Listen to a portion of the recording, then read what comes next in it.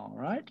Excellent. Hi, all. Thanks for joining. And a great pleasure to have you all here. And I'm really looking forward to the discussion with Franzi. So Franzi, welcome. And maybe why don't you introduce yourself? Tell us a little about kind of where you come from, your experience, your vegan journey, and yeah, let us know who you are. Yes, thank you very much. And thank you, Emilie and Tyrone, for having me in this community. I have been presenting my first vegan project in this community 5 years ago. So nice to be back with a little bit a different project. But first I start with myself. So I'm vegan since more or less 15 years. And I also started like Ivana with activism in different groups before I actually switched to more business-oriented activism. And I'm living in Switzerland, so I moved this spring from Bern to Thurgau on the countryside, close to the Lake of Constance. And I'm living here with my dog and 2 wonderful raw vegan rabbits. My dog isn't there yet, but it's on his way.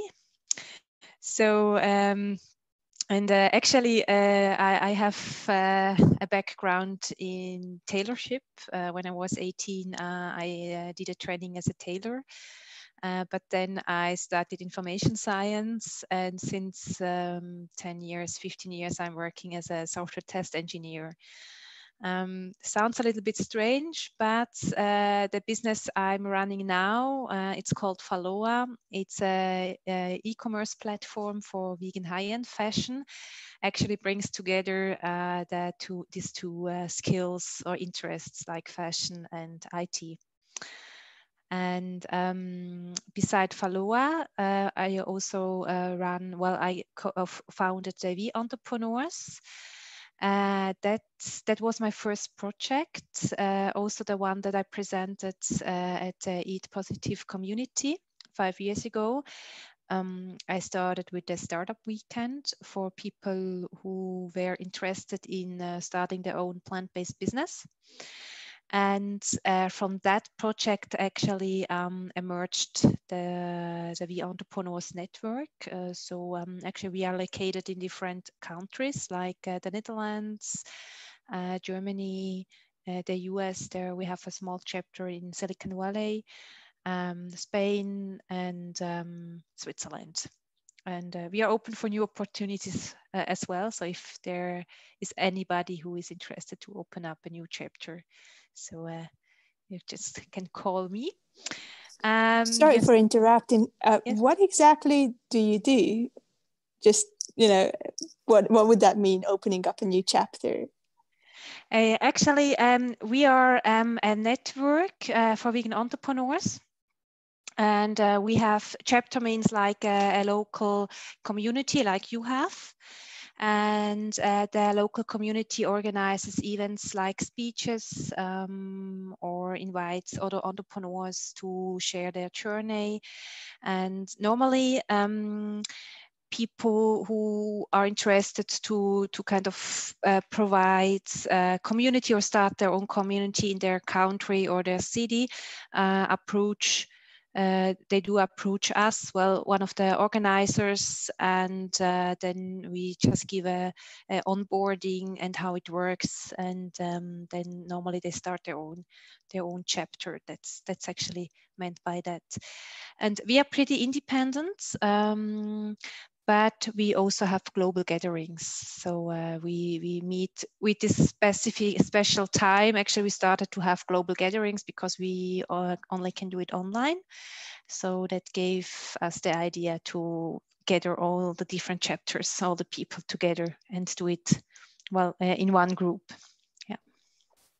And I understand in your chapters as well, you have this entrepreneur kind of theme, and you invite other experts to come along, and even investors curious about the vegan opportunities.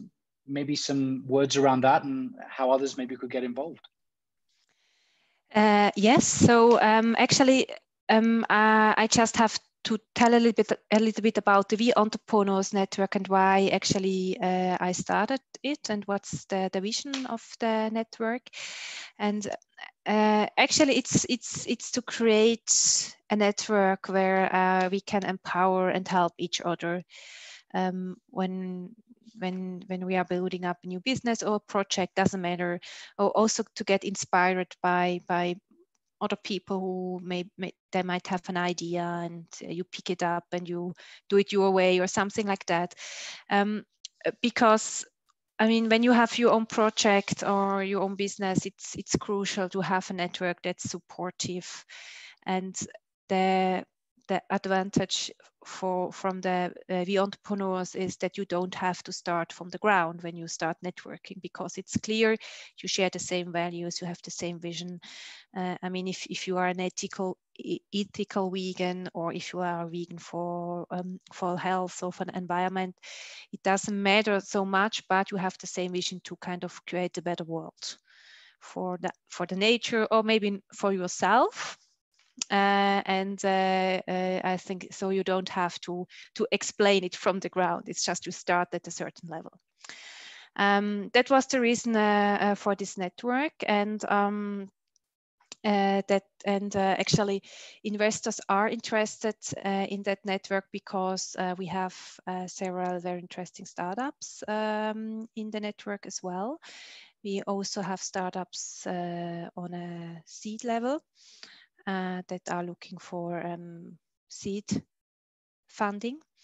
And it's also a good, you get a good overview about the scene, the vegan entrepreneur scene. So what's going on. And at the moment we have a lot of food startups, and I think the market numbers, they show it very clearly that the interest at the moment is the focus is on food. So it gives actually a good for investors. For investors, it's very interesting to have a look at, you know, like at the current situation of the vegan entrepreneur scene as well. Do you have any challenges from maybe a personal perspective, even from the group perspective, where people, you know, are anti-vegan, or you know, you're trying to have to push the message and you get a negative response? Any kind of, and maybe how you handle that?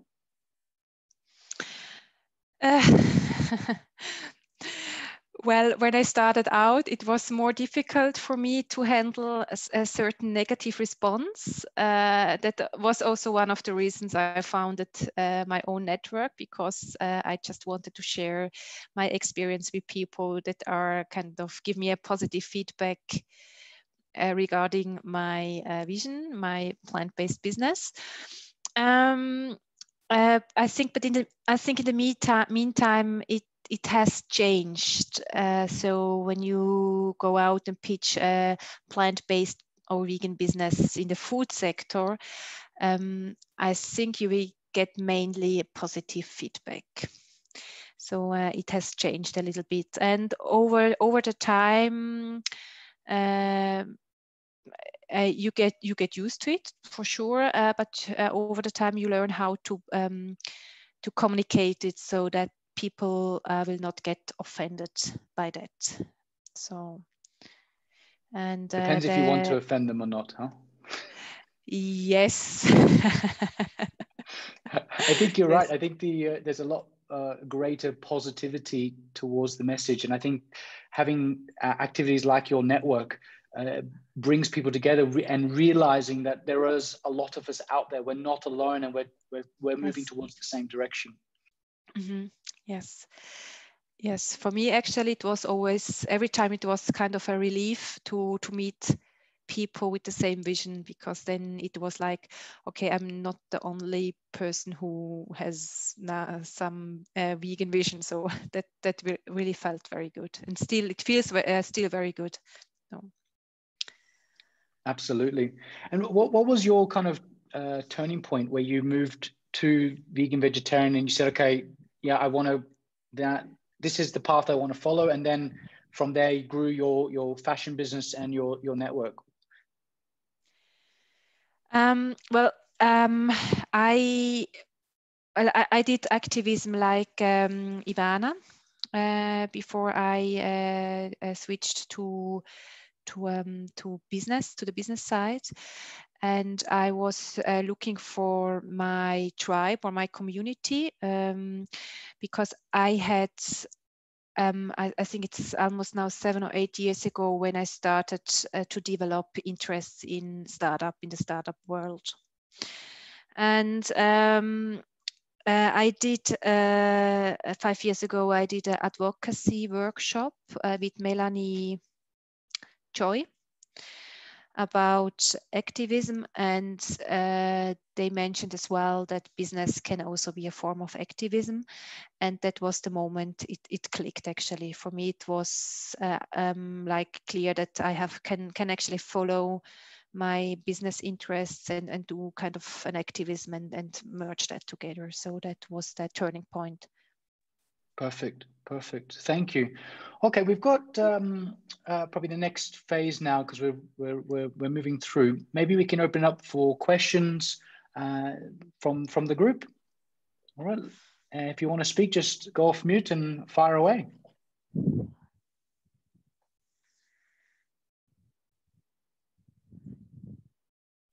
Don't be shy.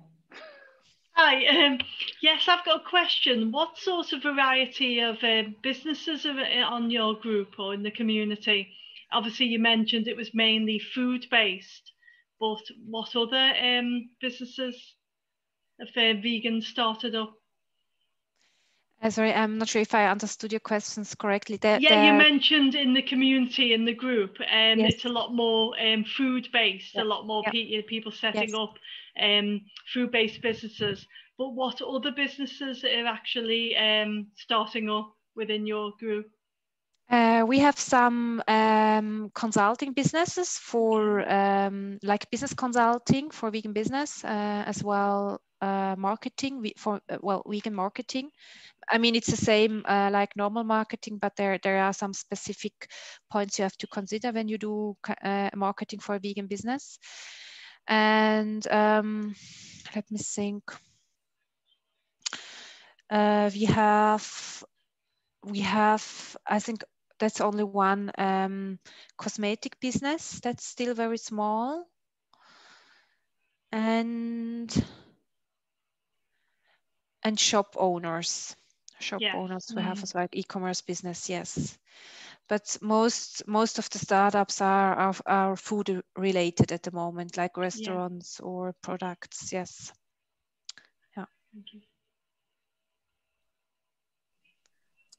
What do you think, Franzi? Where are the vegan trends going? So there have been a lot of new product ideas, mostly fruit probably, that we have been aware of. Is there anything new that you have seen in the market that is probably new for us in this little group? Where is the vegan evolution going? Yeah, I think you all know about the current food products that are very trendy. I think in that sector it will be as well more professional. Like more companies will come up and produce meat in the lab, or meat with very special ingredients like sunflower seed meat or pea milk from Berlin, for example. I'm more now into the fashion and material world through my business, and there is a lot going on as well. One of the most popular material is the Pinatex, the ananas leather, but there's also cactus leather and apple leather and the lab-grown leather that will be hopefully released next year. And the mycelium leather is grown with mushrooms. There is currently a small startup.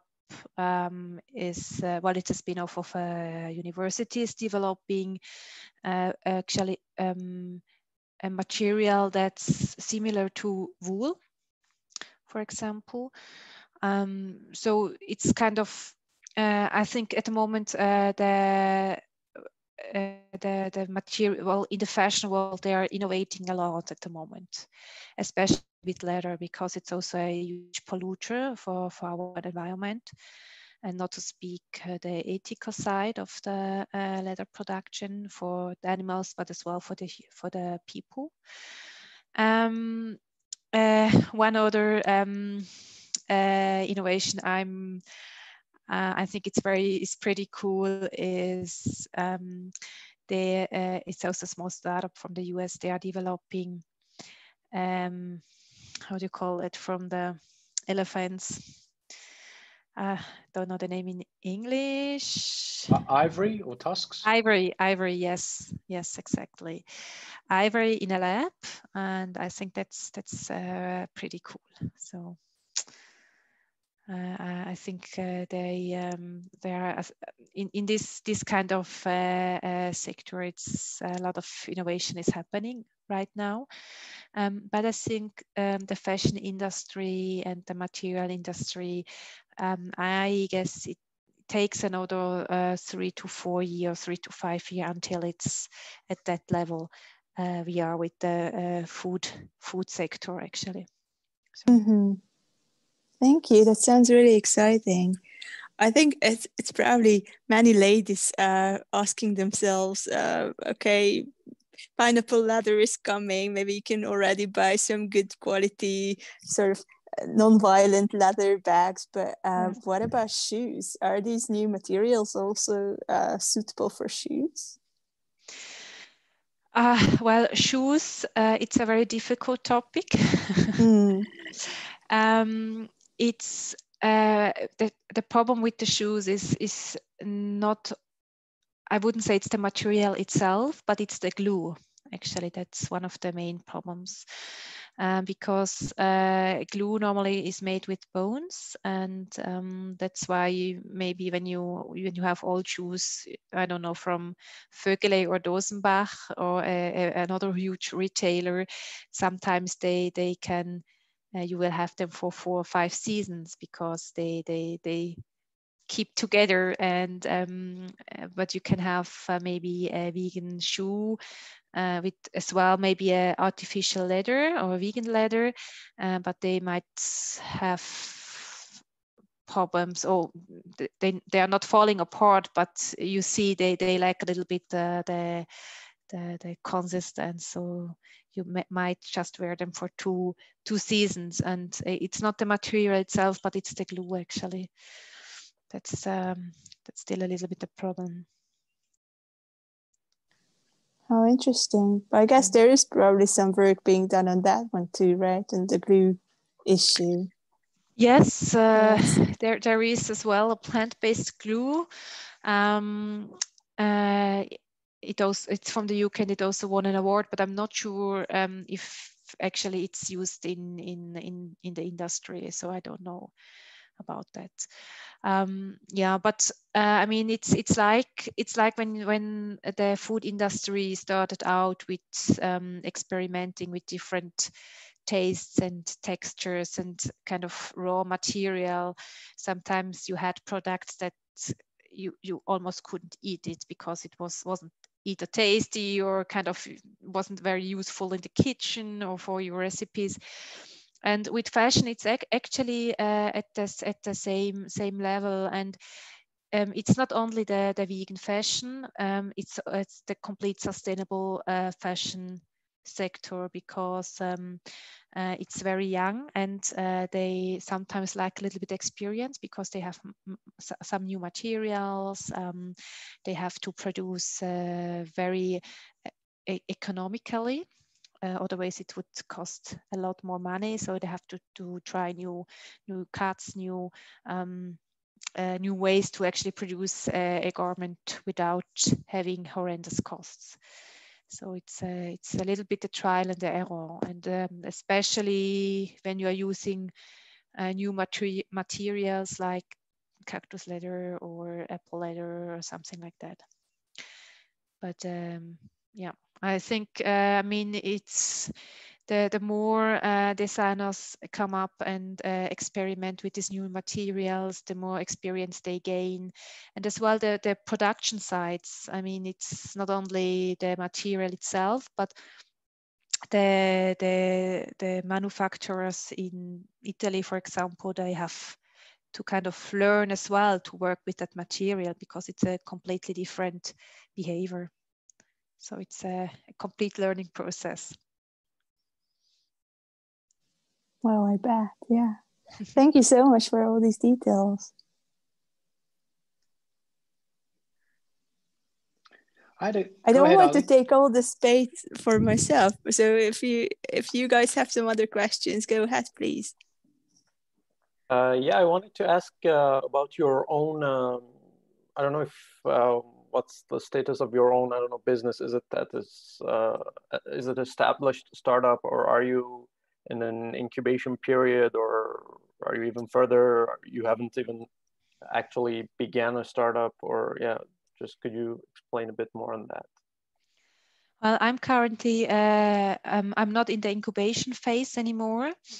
I have another project where I am in the incubation phase, but for my e-commerce marketplace, I'm already operating, and I would say I'm in the startup phase there, in an established startup phase.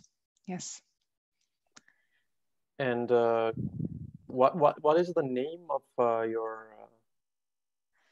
I write it in the chat because people sometimes have problem to understand it properly. It's called follower.com. Okay, thanks. So. Nice. And another question I had was regarding the last point you mentioned about keeping the prices competitive, and this challenge, because in the food sector, it's I think one of the biggest problems is that animal-based agriculture gets a lot of subsidies from governments, and they also have the economies of scale because they produce a lot more. What are the main challenges in terms of price in the vegan fashion industry? Is it the same amount of challenge? Is it more challenging? Yes. Or? Well, I start with the material. The material is more expensive because they do not produce it on a large quantity.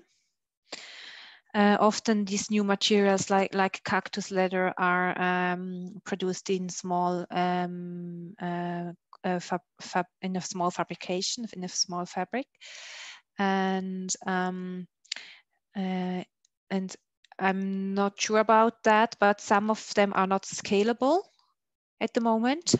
Not all, but some of them are not scalable. So that means, and as well, for example, just when I use organic cotton, it's much more expensive than the normal or standard cotton.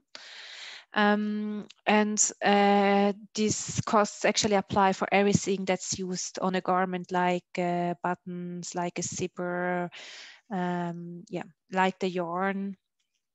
That's one point. And the other point that creates the costs is the human work, actually. So the human resource. I mean, when you pay a normal salary to a tailor or to somebody who makes your shoes, then it has its costs, yeah. And normally we don't pay enough for our clothes, and we are used to very cheap prices. That's a little bit a problem. So you have to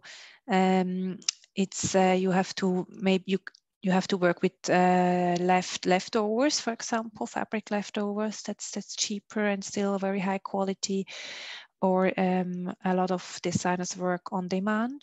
They just produce when they have an order.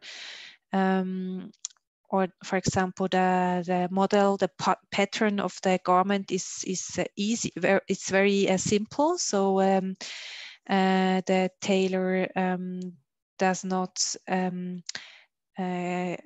well, then it takes not that much time to produce it. When you compare it to a complete veston, it takes much more time and steps until you have the finished garment. So they try to have very simple models, so it's easier and gets faster to be done. So yeah, and some Francie, education thanks. is necessary as well. Thanks. Good questions. I'm conscious of the time, so maybe just a couple minutes on how people could reach out to, connect, maybe engage with your network opportunities. Yes, the network actually is on Meetup, so you can join our network, and we also have a website. You can reach out through the website as well for the network.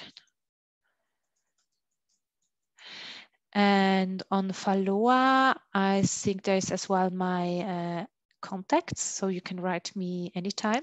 So I'm happy to hear from you. And for the We Entrepreneurs, I currently run the Zurich chapter, but actually I'm looking for a person who is interested to take it over, because I'd like to focus 100% on my fashion business. So if you know somebody who loves startups and loves to connect people and likes to organize things, so it's very welcome. Fantastic. Thanks a lot. I think maybe we then take the chance to just thank you for being here, for sharing your experience, your journey, and also best of luck with the V Entrepreneurs and your business. Hopefully we see that in the high streets in Zurich all over. That would be cool. And in that case, I just want to say thank you, and we'll finish the meeting. So thanks a lot. Thank you. Thank you to all for being here.